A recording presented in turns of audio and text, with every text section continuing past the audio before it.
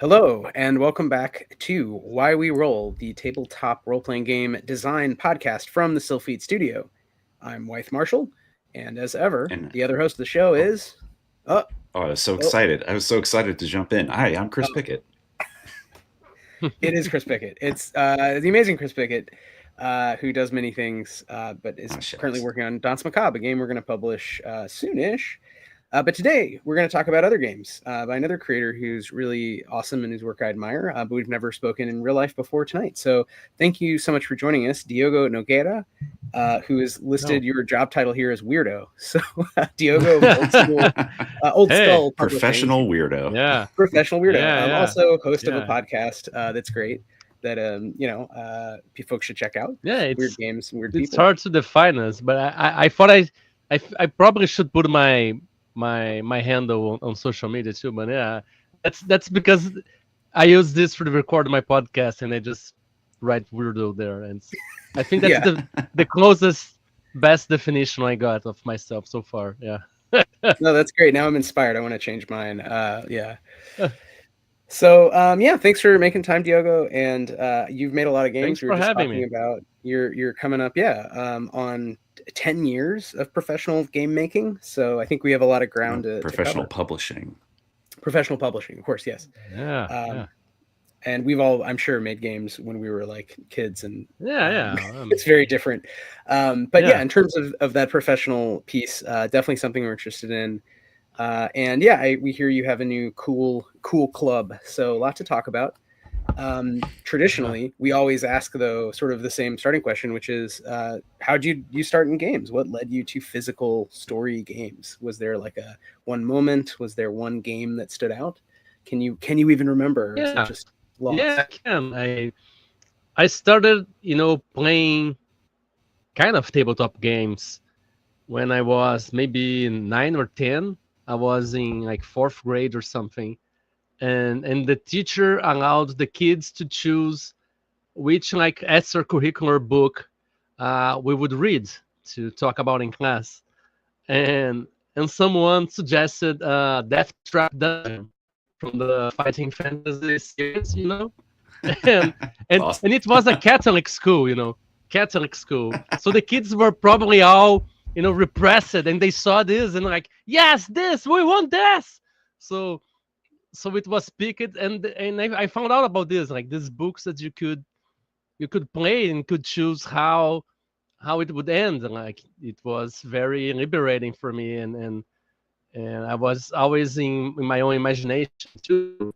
I love this, and I started collecting them, of course, right? So my parents really didn't understand what that was. I was reading books, so that's great. Let's let him read more books. And once I moved it to another building, and there were these old kids that saw me playing those fighting fantasy books, and they said, "Hey, you like those? You should come play this game with us. It's a role-playing game. It's kind of those adventure books, but you can do anything you want. Like you don't have to follow any of those options. You can make up stuff on the fly. You can go anywhere." And I was fascinated. I went to play. We played Tagma, which is the first ever role-playing game published in Brazil, like a Brazilian role-playing game. Oh, It it's was awesome.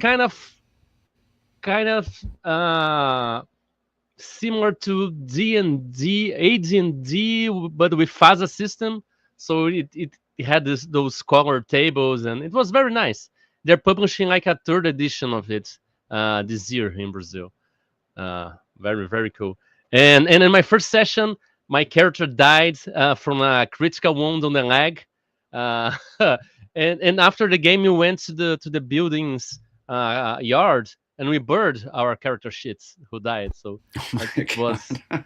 so cool. That's awesome. That That should that be I in got every hooked. game, I think. Yeah, Wow. I got hooked Wow. Viking immediately, of funeral. course. Yeah, of Yeah, course. At and that and I point, couldn't you're lighting shit on couldn't fire. stop after that. Yeah. Oh my god. Yeah, that's Yeah. incredible. So were you usually GMing or playing or both, or like what led you to design games in addition to playing? Yeah. Mm. Yeah, after that, initial playing with these older kids, I wanted to play all the time, of course. So I decided that I would buy some games and run games to my friends at school. And they had just released D&D Basic here in Brazil, like the black box from the 90s. So I got that. I didn't really understand it. For me, like a halfling was kind of a mixture of dwarf with elves. So they were really awesome because they have the abilities of both of them. So, and I had a great of fun. So I started running games, and I guess I never stopped. Like, sometimes some other friends would get into running games and buying some games, and they would run a few. But I have always been kind of obsessed with this. So I would buy the books. I would I would sell CDs to buy books. I would do anything to buy books. Like even today I measure stuff in books. Like, oh, if I get this, I can get that many RPG books for the same price. I can't. Like, I always wanted to have a tattoo, but I go there to get a tattoo and they say the price. I'm like, no, I can get like 5 books for this tattoo. No, and that has always been my problem. So yeah, I've always been running games because I don't know, no one else wanted to, and I have fun. And I thought I wanted to play more, but I had some terrible GMs, and I thought, yeah, no, I'd much rather run something. And after you learn how to run a game, how to have fun as a GM, because in the 90s, being a GM was terrible. It was all obligations. You had to, make the plot work. You had to make everything work. You were responsible for everyone's fun. It was all on you, and that's bullshit. So after I learned that, after I learned how to have fun as a GM and actually play the game as a GM, I've never looked back. It's the best seat on the house. Yeah, for sure. I like that description. Yeah. So what can you walk us through kind of your design history? I mean, like we said at the top, you've been professionally publishing for about 10 years now. Oh, yeah. We were chatting a little bit before the show, and you had some stuff that you were designing before you got into actually publishing things. Like, what was kind of the transition from forever GM into designer into published forever GM? Yeah. Yeah, I was running games until like first or second semester of college, and I got to graphic design in an art school in Brazil, and I love art too. I love drawing. I love comics. I love. I wanted to be an animator. I wanted to be an art teacher. So I really got into that, and I basically dropped gaming altogether for I don't know 4-5 years, and I realized that I can't live as an artist in Brazil.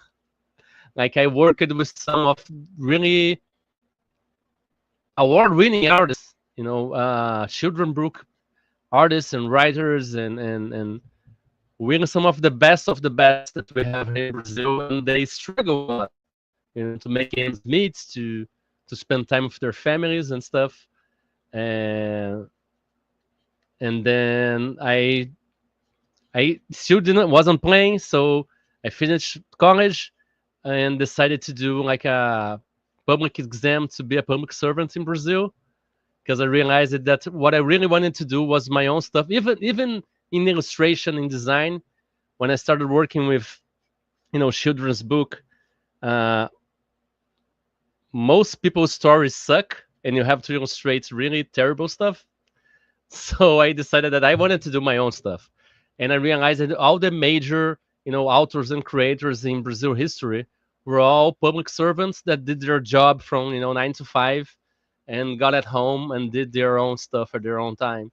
So that's what I decided to do. There were other factors that pushed me to this path. I wanted to get out of home. I wanted to have a life with my partner back then and all of that stuff. So when I got the public, job, I had money for the first time, and I wanted to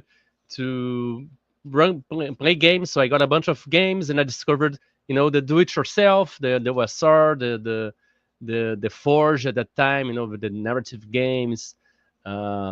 People were doing stuff in their own homes, in their basements, and they were publishing. And I could, if people could do that, why not me? So I started blogging, and I started making some games in my blog here in Brazil, and I started making a big game, like would be like my AD&D with mixing stuff. I was doing it all by myself, writing, illustrating, and everything. And I realized that I was never gonna finish that because it was way too big. And I found this book called "Still Like an Artist." That is kind of my creative Bible in a way. And they had, I was doing stuff for DCC zines. And Black Hack had just came out. People were doing these hacks and stuff, and I decided that I wanted to make a sword and sorcery game, like to play like sword and sorcery, like the Tales, like Conan, like Farfar and Grimauser, not like elves, dwarves, and stuff. Like everybody's human, like those more very goopy classic sword and sorcery stuff.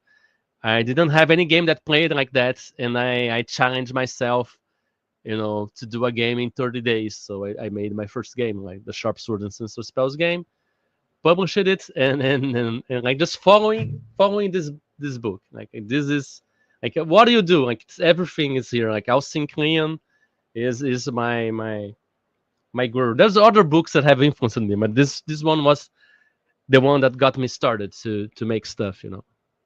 Can you offer a little bit about like what from that book was so inspiring? I mean, it sounds like the idea of like DIY, like you have the power, you can do it yourself. Was there anything else specific, any advice that still lingers about with you this?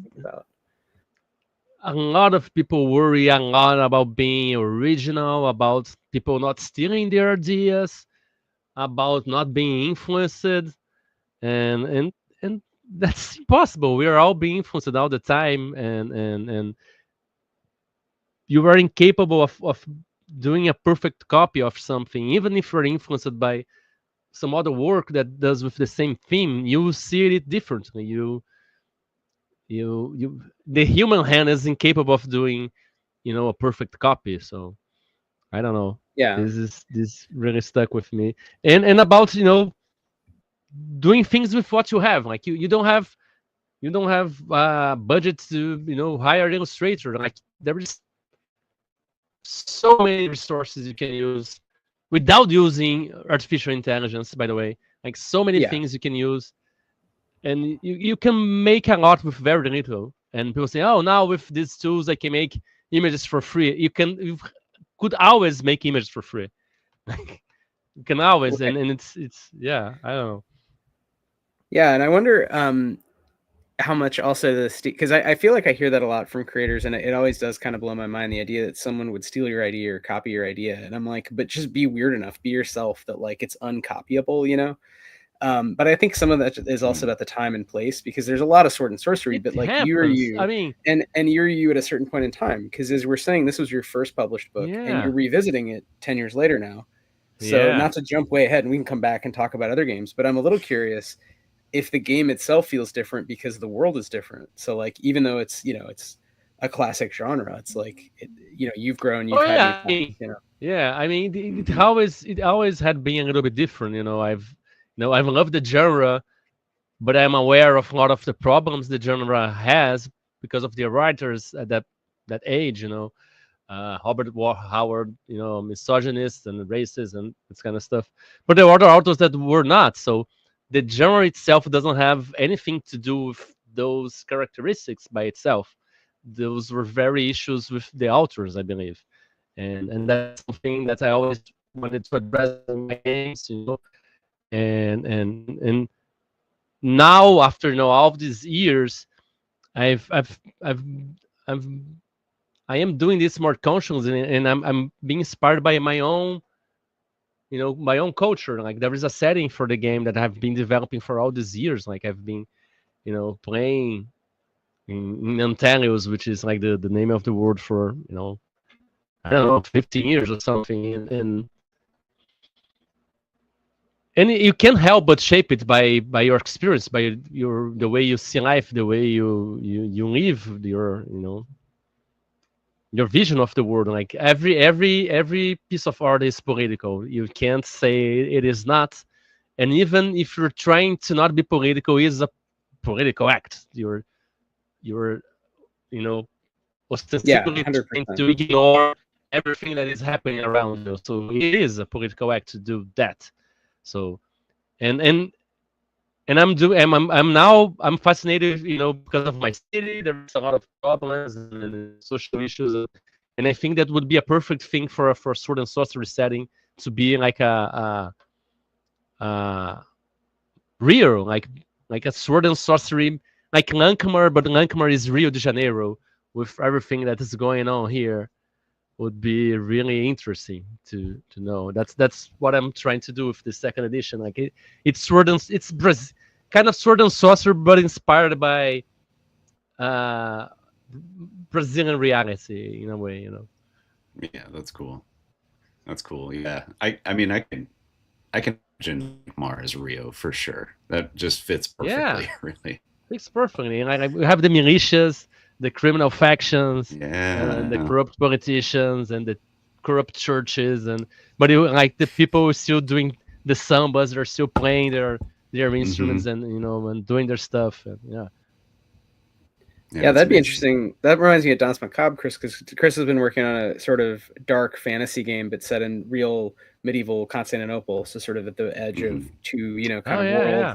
Very cool, but a lot of research, but also a lot of questions around how much information to give the reader, because we want people to just dive in like any fun game and not feel like it's a textbook. Yeah. So maybe to ask you, Diogo, how you're approaching that. How much can you give any examples of things you're working on from real life that you brought in? Yeah, I mean, since it's not real per se, it doesn't have to be, an encyclopedic of what's there. I basically, work with world building through tables of, interesting characters, what they want, interesting locations, what is going on there, events. I think for a game, it's very cool to think about world building as something that people can use at the table, instead of building through something that you have to memorize or study. So if you focus on doing world building through something that you can use on the table, even like characters or monsters or tables of events that can happen, and that makes the world more fun to engage with. You don't have to memorize, so you can open the book of the game book of that page and roll something that's happened that will be, in sync with the themes of that location. I think I've always worked with this, like try to work like with strong themes and strong principles for the setting and for the locations, and then just provide tools and generators for them to make stuff on the fly that fits the setting. Yeah, I like that approach, the kind of collaborative, we're all telling the story at the table, for sure. And I feel like in general, the lists I are call so that the lazy design thinking, because I design games for myself as a lazy GM. I don't want to memorize this stuff. I want to open and see something that I can use and go and okay, this is what I'm doing. Yeah, I mean, you say lazy, I say low prep. Yeah. What are you gonna do?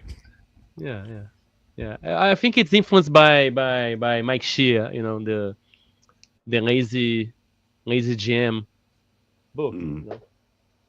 Yeah, I love that book. That was a very good book. Diogo, I'm curious. Go ahead. Oh, I was just gonna say, I'm curious. What are some other examples of things that have changed from the first edition to the second edition of Sharp Swords? Well, there is, the system for the first edition would use all the classic polyhedrals, the 4, the 6, the 8, and etc. and now he only uses the 6 and the 20s, like sword blades and dark swords. So we have streamlining some things. We have more spells. The classes were revised a little bit. The archetypes. There is the examples of rules now, because the first edition was very, this is the rules, go play, figure out. Now there is examples. There is chapters about principles of playing, how to play well. There is chapter about talking about what is old school gaming, how to make old school adventures, how to make adventures, what is sword and sorcery, talk about the difference between sword and sorcery and genre fantasy, a bestiary. I expand, it's revised and expanded in all directions. I mean, Sharp Swords and Sinister Spells first edition was like, the system is still the same light system, but I provide a lot of tools to shortcut stuff. One of the things I say, that all these systems about traveling, about interludes, about crafting stuff, they're all shortcuts to rulings, because of the rulings, not rules of old school. Like the base rule is the same for everything, and these are only shortcuts to a ruling. Instead of you have to make a ruling right now, you can use one of these. But if referee thinks about another rule that fits better there, it's they can go ahead and do that. But there's a lot of stuff, a lot of tools, a lot of generators. There's 2 adventures, guidance, examples. Yeah.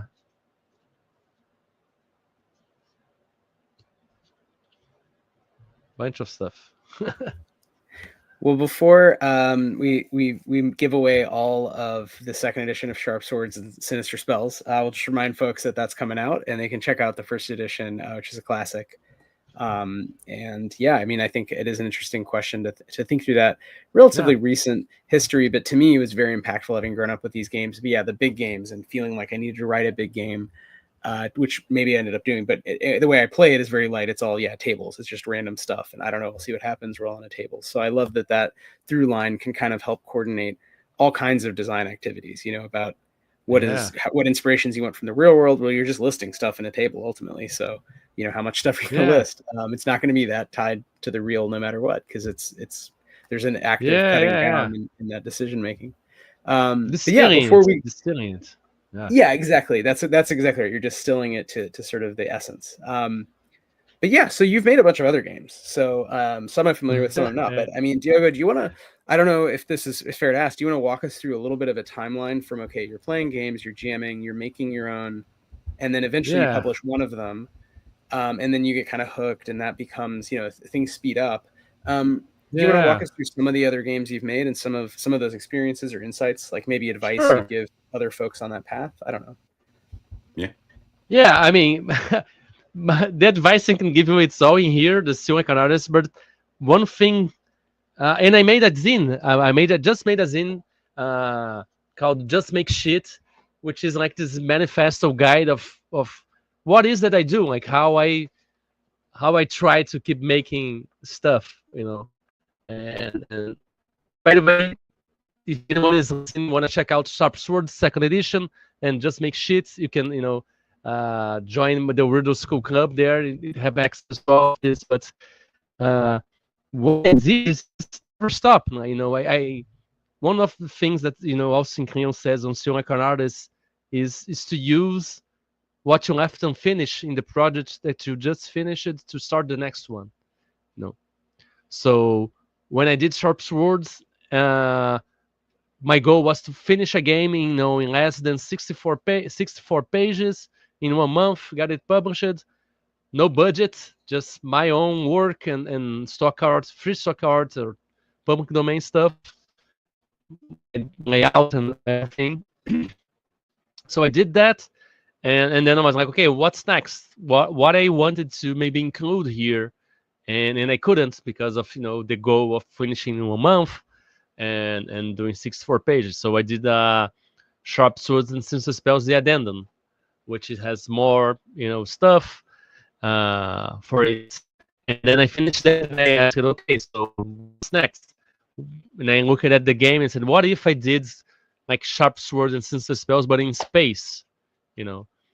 And I kept doing that, and stealing from things that I like, and looking at what I just did and say, okay, what if I changed this? What if I tried that?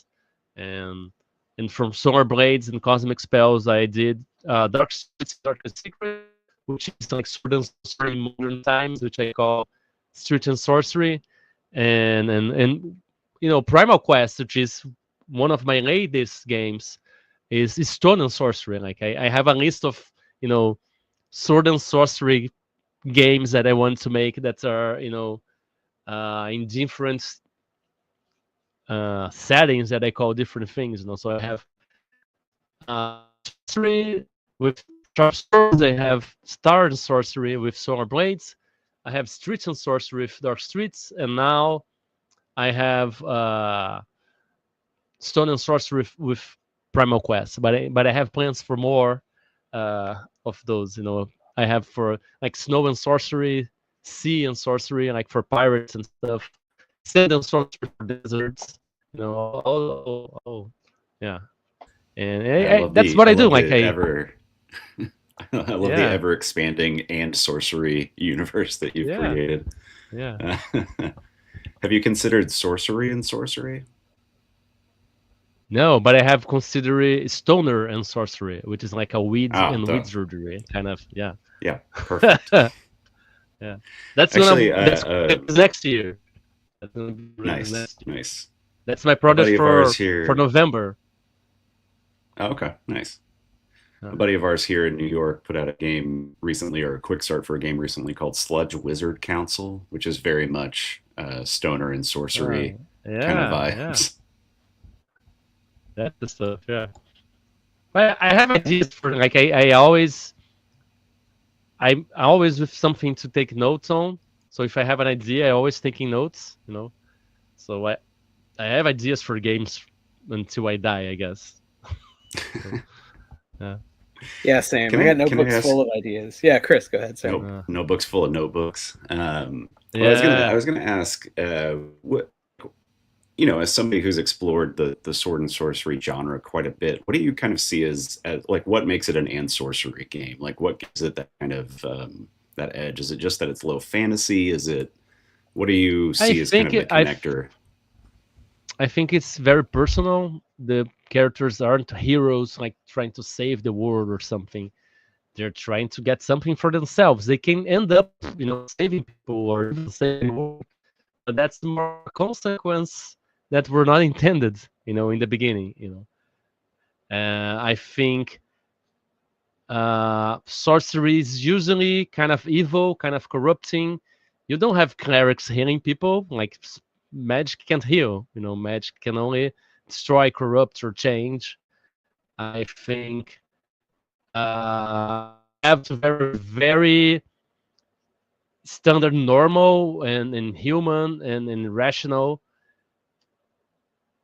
to contrast with the fantastical. So you can have like magic items and all sorts of things, magical things available to everybody, because if it's corrupt, if it's that's powerful, evil, and hard to use, it can't be everywhere. And the characters, it's very personal. The adventures aren't about the whole things, are about small ambitions and victories, and usually it's like a harsh words, a little bit darker, a little bit people are cynical.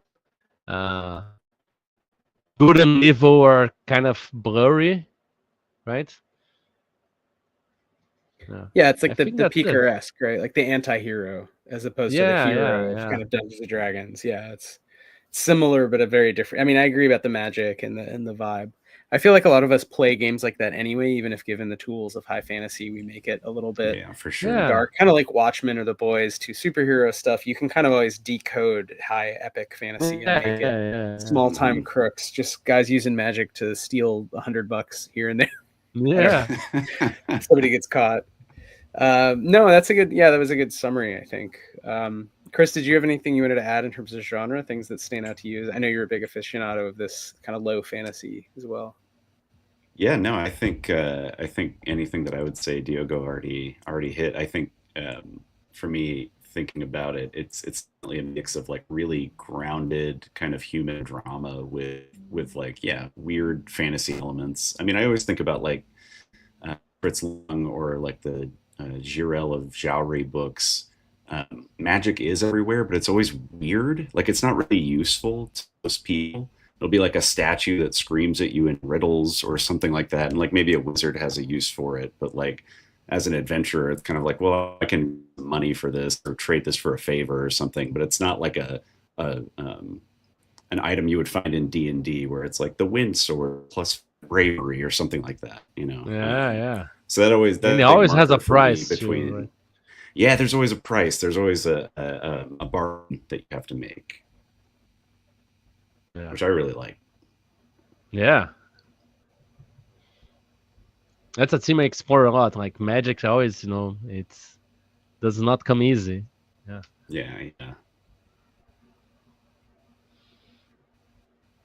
Well, do we want to talk about Primal Quest? I feel like we've talked a bit about the sort of the and sorcery side of things. Sure. Yeah. Or Cosmosaurs. I mean, again, you made a few different games here. Not all with the sorcery.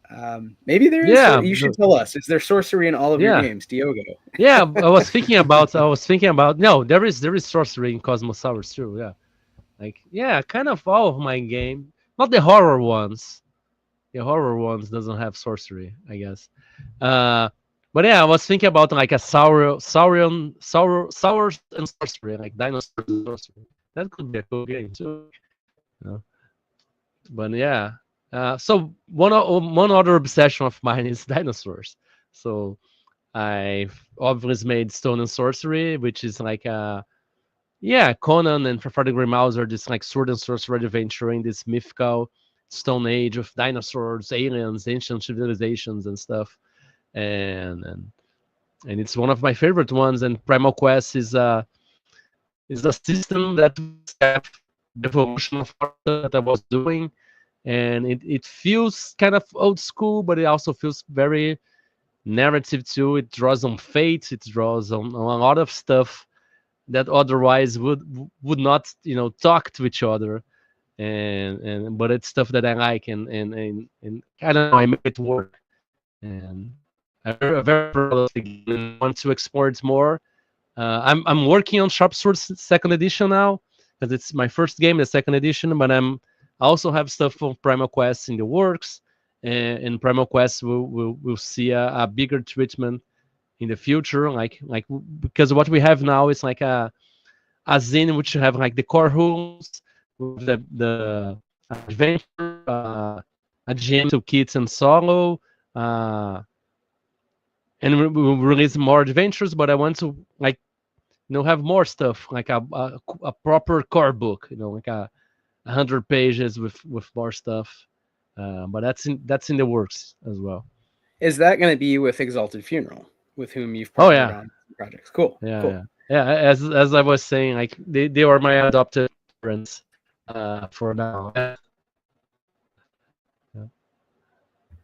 Yeah, can you tell us a little about that collaboration? Like, how does that work when you're partnering with a publisher or distributor? Do they work with you at all on the game itself, or is it more you send them files and it's more working on print? Well, that depends. That depends. Sometimes I ask, I need an editor, I need someone, and they hook me up with someone. Sometimes I already have someone I want to work with, so I say, I have this game, I want to work with this and this person. And they have always been very, very nice to me. They have always been very, we started kind of the same time. So I remember we gave interviews to the same podcast as we were starting stuff, and we started talking. Matt Kelly from Exalted Funeral, and I don't know. I see ourselves as friends, So yeah, I've been No, that's friends with great. them for a long time. So when I was working with Garanite Games, and when we stopped working together, I started talking to Exalted Funeral about publishing some with them, and they asked me if I wanted to publish everything with them, and I said yes, of course, that's what I That's want. awesome. Yeah, Yeah. you love Yeah, to why have not? like a supportive, like a page. It's Yeah. like Patreon, but like one patron, that lets Yeah. you do your work. Yeah. I love the creative part of making games, but the part about printing and distributing all of that, and if I can avoid doing that, I will. Yeah. I know You know you what I can did? probably earn a lot more doing that. Like if you can self-publish and do your own stuff, you're probably Yeah. gonna earn a lot more money. But I'm living in Brazil. I can Yeah. yeah. Sure. Well, somebody not might be able to make everybody's- more money, but we can't. Yeah. Yeah. I was just gonna Yeah. say, do you know what I did last Friday night? Is spend all night creating a spreadsheet to get new estimates from China for Chris's game, which Yeah, is going to be no. fantastic and is worth it. But it was like Ah, I was not writing my own, I was not writing a game or editing Chris's Yeah. game. I was like creating a Yeah, spreadsheet, yeah. and thinking about paper stock. I actually like the printing part just fine, and they're very nice. We love Boda games, so that's Oh, not yeah. really an issue. But yeah, it is a Love different Boda. thing, right? It's a totally different I- job to I- send emails I- with very long I hate it. spreadsheets versus I rolling hate it. dice. Unless when Cosmosaur was coming out, we had problems with the printer, and it was months of this back and forth. It was always like, "Fuck this! I don't want to print this anymore. It's only digital. I don't care. I give It is Mm-hmm. up." a book. It's one thing that caught my eye. I mean, it's just a very beautiful volume. It's Yeah. very handsome, charming Yeah. size. It stands out with the yellow. Yeah. Kind of Merc Borgy, but then you're like, oh my god, it's a dinosaur in space, like an evil Yeah. dinosaur. And I love dinosaurs. So that's again what so your work I just find compelling because I'd rather there be dinosaurs in every setting, regardless. Like even if it was like a very realistic noir, but there's just a velociraptor like in the bar drinking a whiskey. Yeah. So- Yeah, that's Go great. on. That's great. Yeah. Yeah, that would be cool. But yeah, no, that is great if you don't want to do all the other bullshit, basically, to have a partner for that. So yeah, Primal Yeah. Quest. I'm excited. I know, Chris, I feel like maybe you have questions or thoughts here because you and I have talked about it. We both love the sort of Stone Age genre and haven't seen it always treated with the same level of intense, nerd love as high fantasy, low fantasy sci-fi. I don't think either of us have made a game in the genre, but Primal Quest looks pretty good. So I don't know if you had any Yeah, it thoughts looks- on kind of encountering it or It looks questions. sick as hell. Yeah, I mean, I was mostly curious, Diogo. I mean, I know a lot of your work, like we were talking about with Sharp Swords, second edition, has like a really strong setting. What was it like what was your process for doing like world building for Primal Quest? You have this core of kind of like stone and sorcery, like in the center of it, but then like, how did you expand out from there?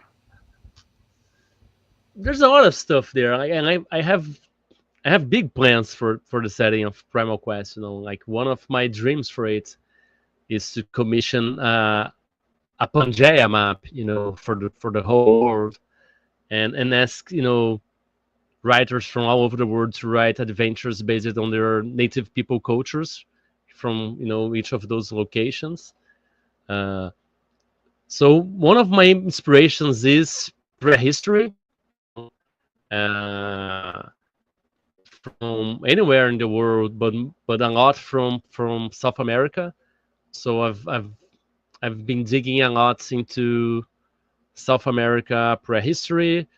Even if it's in the 15th century, before the Europeans come here, it's still game for me. I don't care, So that stuff that I'm still mining, but I'm mixing it with all prehistory, with dinosaurs and giant mammals and megafauna and all that stuff.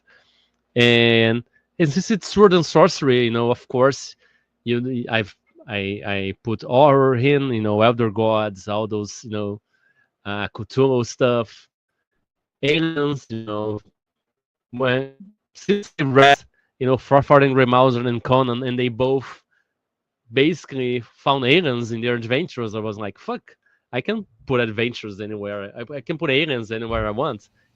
You really So, can. Any time period. Yeah. Really.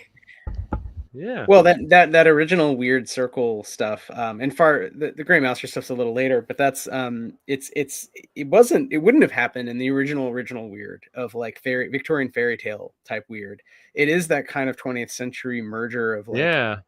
Ancient aliens. So there's kind of an interest in real science and headlines that are capturing people's minds. The 19th century and the 20th century are about the discovery of planets and the real size of space and splitting the atom. But at the same time, there's still this love of the eldritch, and it keeps receding further and further from the lived experience of the average person, including the average sci-fi writer, the average gamer. So it's funny to think about those guys being, because I always thought about that with D&D, that I liked sci-fi more, but I wanted to play D&D. So there were all these dragons and elves, but then occasionally modules would sort of imply or directly reference sci-fi. And I was like, oh, that's so cool. You could just do that, right? Aliens could just show up. Yeah, in your D&D spaceship.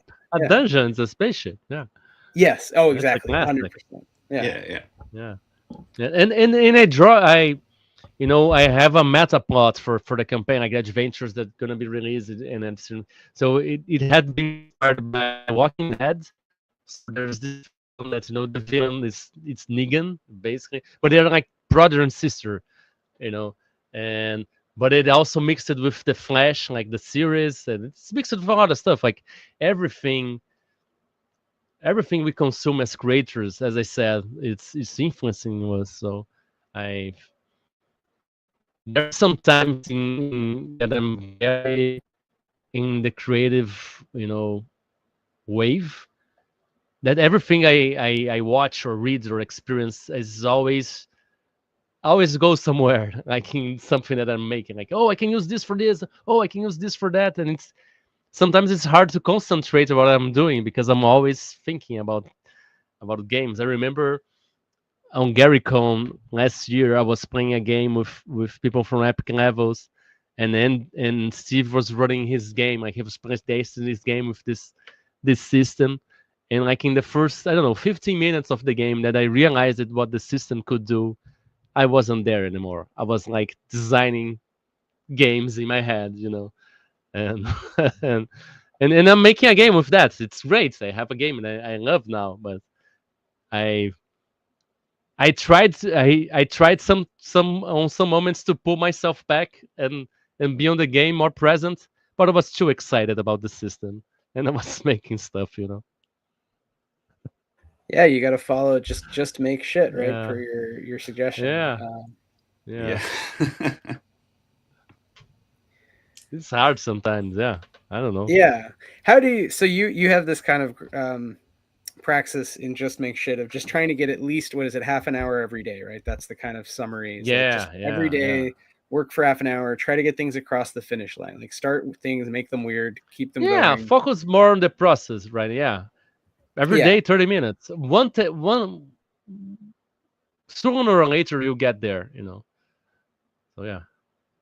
Yeah, I agree. I feel like for myself, it's been a question of having lots of projects, but not too many, because then a lot of them never get finished. So it's like a few projects, work on some of them, on something for one of them, and then eventually they all get what done. I do is I work on one big thing, so I keep working on that, and I work on one or two, usually two smaller things. So those things get finished faster.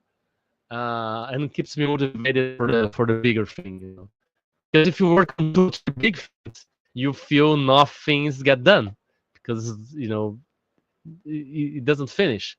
So I think it's at least for me it works. Like if I have something small that I'm finishing, like once a month, once every 2 months, I finish something, I feel good. Like, oh yay, I finished something, and I can keep working on the bigger thing in the side. It's called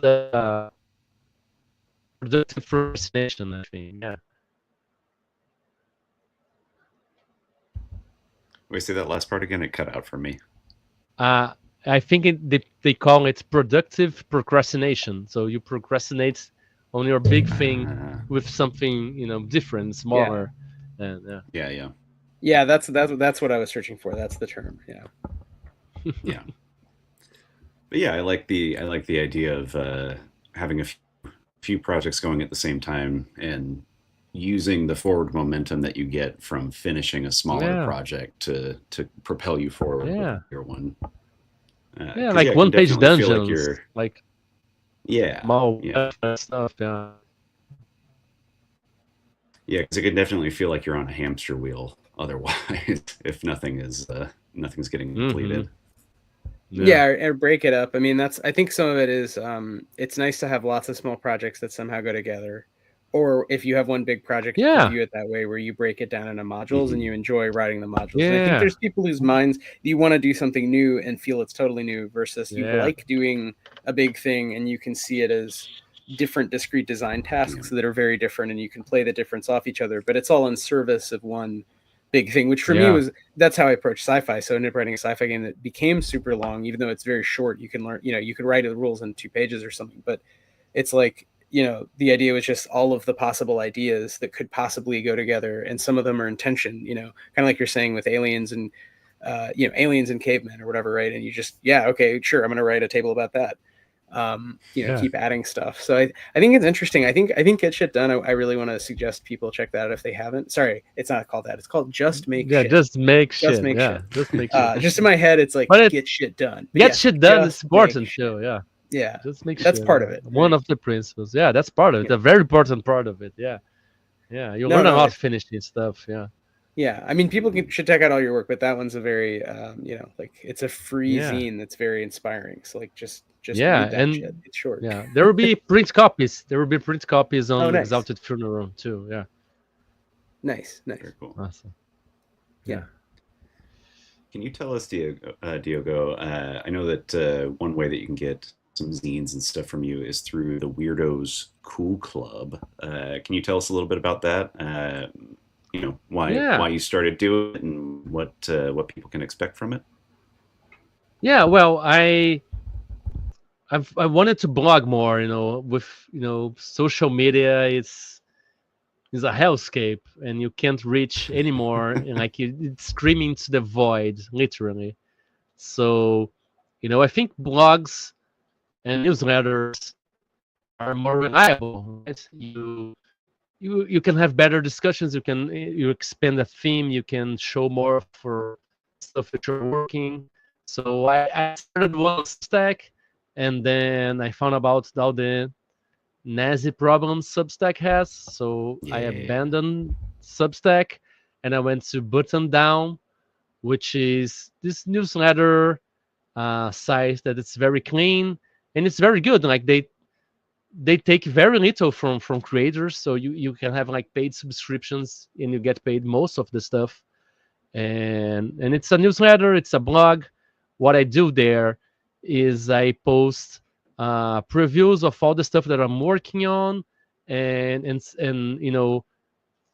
we have now this thing that I'm calling Weirdo School Club, which is like for paid subscribers, you can pay $6 a month or 12 a month, or get discounted for the whole year, and you get access to all the drafts of the games I'm working on. So, for example, Shop Sword and Sinister Spells, you get access to the whole thing, which is more than 550 pages of stuff and tables and rules and everything. You get access to damn. the Just Make Shit manifesto. You get access to the City of Adventure book that I'm writing. You were talking about something that you can write in modular and release it and then make a book of it. So I'm writing like this, like the dungeon alphabet, the monster alphabet. So I'm writing like tables for like adventure in the city, like Lancamer. So it's the City of Adventure alphabet.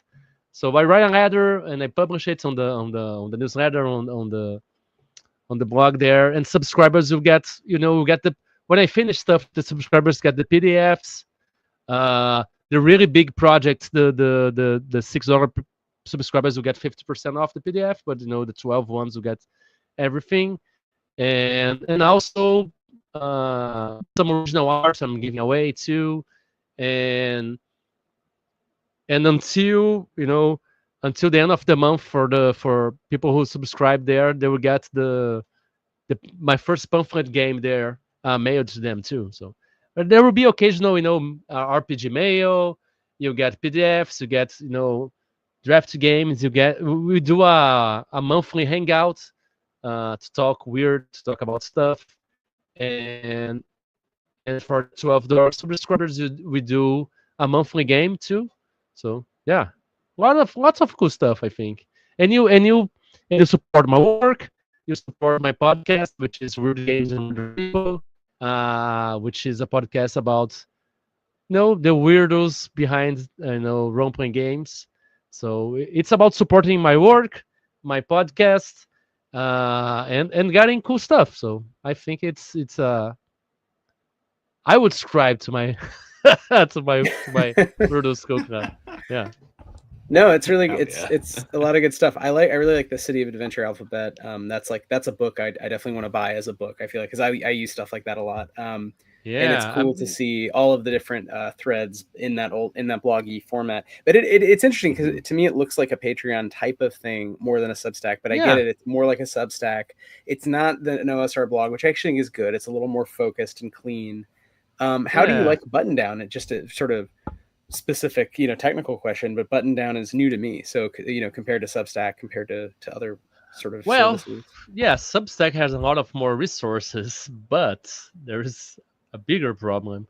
So yeah, it's okay. It's usable. It gets the job done. It's not super well connected. It's not super, customizable in design and appearance.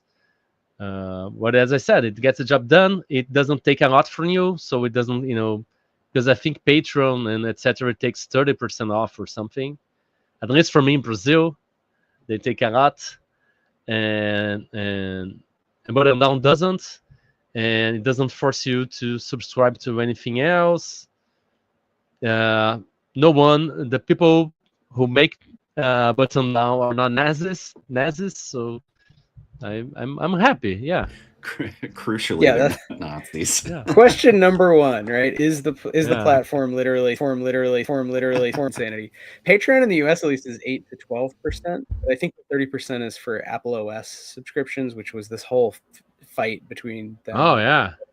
But yeah, but for defending Brazilians they Patreon at take all. 30%. Yeah. That's a For lot. Brazilians, That they is a take lot more. 30. Damn, that's wild. Yeah. So it's all these services. I think about this all the time because you look. I mean, they're all getting cuts. There's no perfect system, but yeah, I know. I like the idea of something simpler, but that still allows you to have some of that connectivity of a newsletter. We're very open to that ourselves because we're thinking along the same lines, more of a club. Getting zines, discounts on zines. Yeah. Little products, but full, complete, beautiful products, not just posts. Although I could still post. So it's a lot of like push and pull. What do you want to use these things for? But yeah, Weirdo's Cool Club is the newish, right? Pretty new. Yeah. Place to find sort of all your work. And yeah, pretty Yeah, cheap. stuff that I'm making. I have my website with the promote stuff. Oh yeah, I put some blog posts there too. The Button Down is more like what I'm doing right now is like keeping up with the development. It's like almost like a journal, and I post stuff that I'm working, stuff that I'm fighting about too, comics or movies or other games. I post about the podcast. Yeah, sometimes I post about design thoughts, and the Just Make Shit, the manifesto guide was developed through there. So it's not necessarily a game. It's more about how to create the stuff that you want to create, right? Like a kind of manual. Yeah. No, and I also think it's important, or maybe not for everyone, but I like the idea of manifestos or like reasons why, like why make games, why do certain weird activities that on their own, it doesn't fit neatly into a lot of traditional art understandings. Yeah. So it's cool. It's cool to sort of see how other folks again are approaching that. That's why we started this show. Yeah. Nice.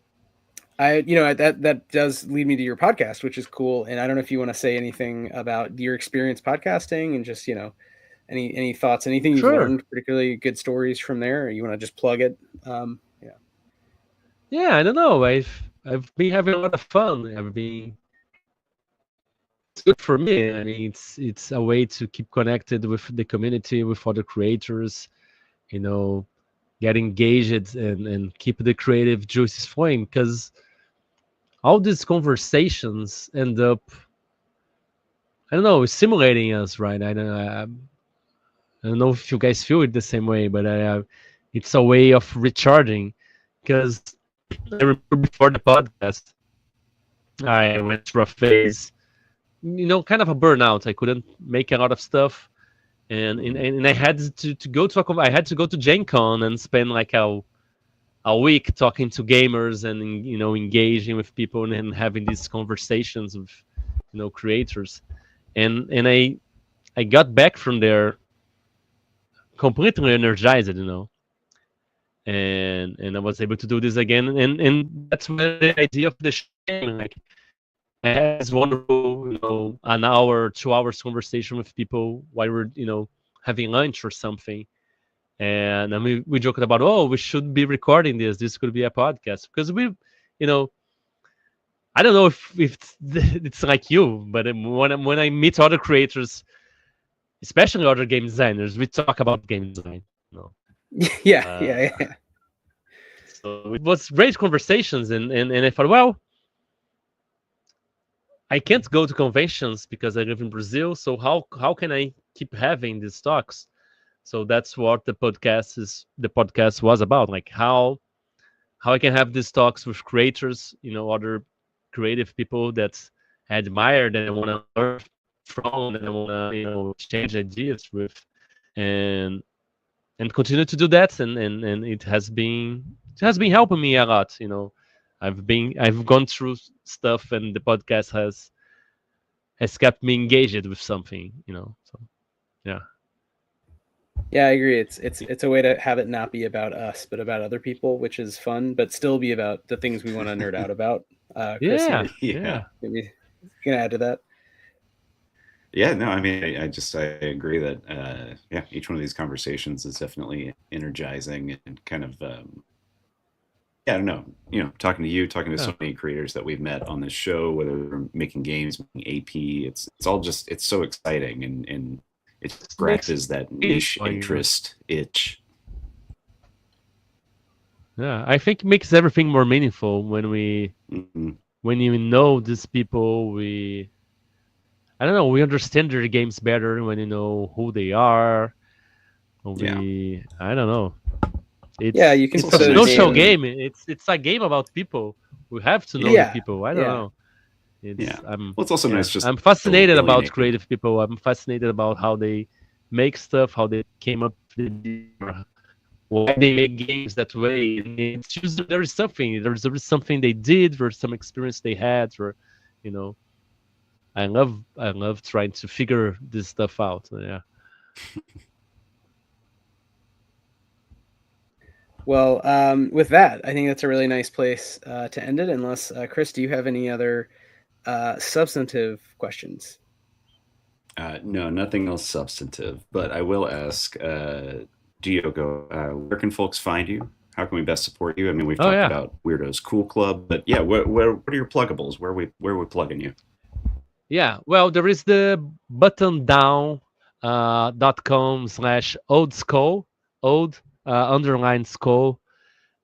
You can find the newsletter there. You can find a bunch of posts about the stuff that I'm making. The Cool Club, where you can join and get free stuff and support my work, support the podcast. You can find me at Diogo _oldskull at basically Instagram, Threads, and Blue Sky. Yeah, I have Twitter too, but I don't use Twitter anymore. That place is a hellhole, and yeah. I occasionally copy stuff over there, but pretty much ignore Twitter. I mean, I think everyone should check out buttondown.com/old_skull. And maybe Google. I'm sure if you Google Diogo's name, you'll find it. And we'll have all the links in the comments or in the whatever show description. You know what I'm talking about. Yeah. And on my social media, there is like a link tree. You can find links to all those things and some of my games and stuff. So yeah. Nice. Thank you for having me, guys. Thanks very much. Yeah, thanks so much for coming Yeah. on. It was great talking with you. Yeah, Yeah. anytime. We're around, and we really appreciate. That's why we started the show, similar to what you're saying. To get to know other folks, not feel so alone. And what are we doing? And yeah, really find your output inspiring, and just make shit. And that sort of whole philosophy. It seems like you're taking it easy as a game designer, not getting too anxious about the whole thing, which feels right. A lot of things going on in the I've world. learned These it. are fun I've learned it. games. It wasn't Okay, always like okay. that, but yeah, I've learned it. Yeah, It's a process. I the apex of my anxiety was the 2020 during the pandemic and stuff. I have anxiety disorder, and I found out during the pandemic, but now I treat it, and I know I meditate, I study stuff to help me deal with that. So yeah. Yeah, no, I mean, we haven't talked about it a lot, but I mean, there is burnout. Even I was going to say even, but really, especially if you're doing something more as a hobby or on top of other work, or trying to pursue just whatever you're trying to do. There's burnout all over, but I think for me at least, it's easier to work a job I don't care about. Wouldn't feel as much burnout. When I care, I'll feel more feelings. So I think this creative stuff, there's definitely something to the idea of meditating and trying to figure out that balance. So on that note, finding community. If you can't, even if you are near cons, maybe you can't afford to go because they're really expensive for one. And full of unmasked people eating hot dogs and whatever, yelling. They are fun, but it's a vibe. But yeah, podcasts, a great way to connect. So check out Diogo's podcast and all of his work. And Diogo, any final thoughts? Anything you want to share? Any last pieces of advice? Or if you want to make something, just go ahead and just make shit. Sit down with whatever you have. Paper, pencil. It doesn't have to be perfect the first thing you do. It's better to finish something, ugly or bad, than to never do anything. Because next time to sit down, you can do it. You can make it better. You can, that's what second editions are for. You can always improve it. And the real difference isn't about doing something good and doing something bad, but it's about doing something and doing nothing. So I always chose to do something and keep it weird, everybody. Nice. Choose to do something, keep it weird. Love that. All right. Well, what more do you need? Thank you. I think we're gonna end it there. Thank you so much, Diogo. And thank you, guys. Thanks, Chris. Thanks, Wythe. Right. Thanks, Vex, in the chat. Thanks everybody for listening. Bye. Bye.